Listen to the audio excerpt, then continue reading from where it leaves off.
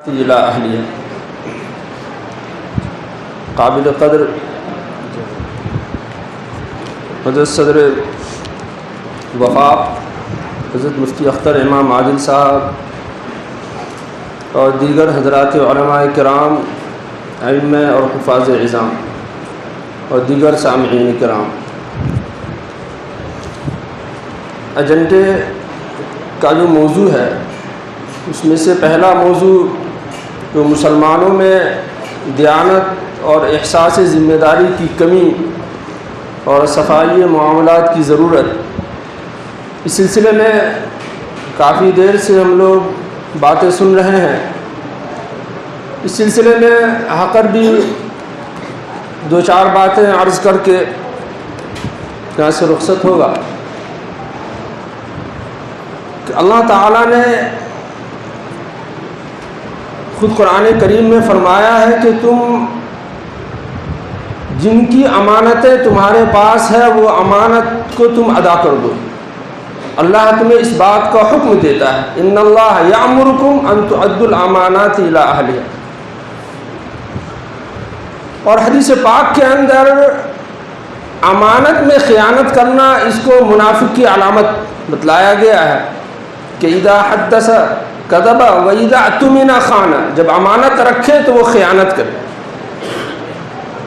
اور حدیث پاک میں ایک واقعہ ذکر کیا گیا ہے، حدیث کی مختلف کتابوں میں واقعہ ہے امانت کی ادا کرنے کے سلسلے میں، وہ نبی کریم صلی اللہ علیہ وسلم نے ذکر کیا، میں بھی اس کو ذکر کر دیتا ہوں آپ سے کہ ایک شخص تھا، وہ دریا کے پار گیا اور ایک شخص مالدار سے کچھ پیسے اس نے قرض مانگا۔ اس نے کہا کہ گواہ لاؤ، کہا میرے پاس کوئی گواہ نہیں ہے، میں تو تنہا دریا پار کر کے آیا ہوں۔ پھر کہا کہ کوئی ذمہ دار لاؤ، کہا کہ میں تو یہاں اکیلا ہوں، اس جگہ میرا ذمہ دار کون ہوگا؟ بہرحال اس شخص سے اس نے 1000 دینار اس نے قرض لے لیا اور وہ آ گیا اور اپنی ضرورت پوری کر لی۔ ایک مدت کے بعد جب اس کے پاس روپے ہوئے تو اس نے اس کو پہنچانا چاہا کہ میں اس کو امانت کو وہ ادا کروں۔ اب وہ پریشان کہ میں کیسے ادا کروں وہ امانت۔ اس نے یہ کیا کہ دریا کے کنارے گیا، وہاں پر ایک لکڑی، سوکھی لکڑی بہہ کر آ رہی تھی، اس کو اس نے لیا اور اس کو چیر کر اس میں جو دینار تھے وہ بھی رکھ دیے اور ایک پرچی اس میں لکھ دی کہ وہ فلاں امانت ہے جو میں نے لیا تھا، اور رکھ کر اور بند کر کے اس کو پانی میں بہا دیا۔ اور اس نے یہ اللہ سے یہ دعا کی، اے اللہ امانت کو تو ہی پہنچانے والا ہے۔ بہرحال اتفاق سے وہ شخص دریا کے کنارے آیا ہوا تھا، اس نے لکڑی دیکھی اور وہ لکڑی کو اٹھا کر لایا، اور جب گھر میں ضرورت کے لیے لایا تھا جلاون وغیرہ ہو، لیکن جب وہ چیر رہا تو اس کے اندر وہ اشرفی، وہ دینار اور وہ پرچی بھی تھی۔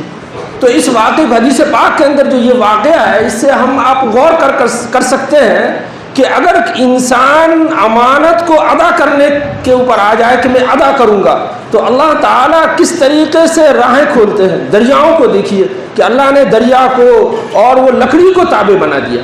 میرے محترم بزرگوں اور دوستوں، یہ ہے امانت کی اہمیت اور احساس ذمہ داری۔ اس سلسلے میں آپ یہ دیکھیں کہ حدیث پاک کے اندر آپ صلی اللہ علیہ وسلم نے فرمایا کلکم راعٍ وکلکم مسئول عن رعیتہ، ہر شخص نگراں ہے، چاہے وہ بڑا ہو چھوٹا ہو۔ حدیث پاک میں فرمایا الامام راعٍ وهو مسئول عن رعیتہ، جو پیشوا ہے وہ بھی ذمہ دار ہے اپنے رعیت کا، آدمی بھی اپنے بیوی بچوں کا، عورت بھی اپنے شوہر کے گھر کا۔ یہ ہر شخص جو بھی جس حیثیت کا ہے، ہر شخص امانت دار ہے، وہ اس کے ماتحت کے حقوق کو ادا کرے۔ تو یہ احساس ذمہ داری۔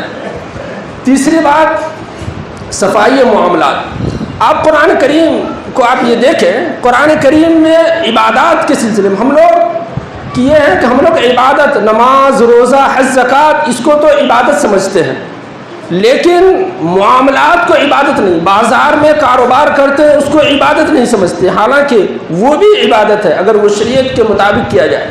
قرآن کریم میں نماز روزے کا تفصیلی ذکر نہیں ہے، صرف اللہ تعالیٰ نے فرمایا اقیم الصلاۃ، نماز کیسے کیا طریقہ ہوگا، رکوع سجدے کا طریقہ، وہ پوری جو حیت ہے وہ تو نبی کریم صلی اللہ علیہ وسلم نے اپنے احادیث میں ذکر فرمایا۔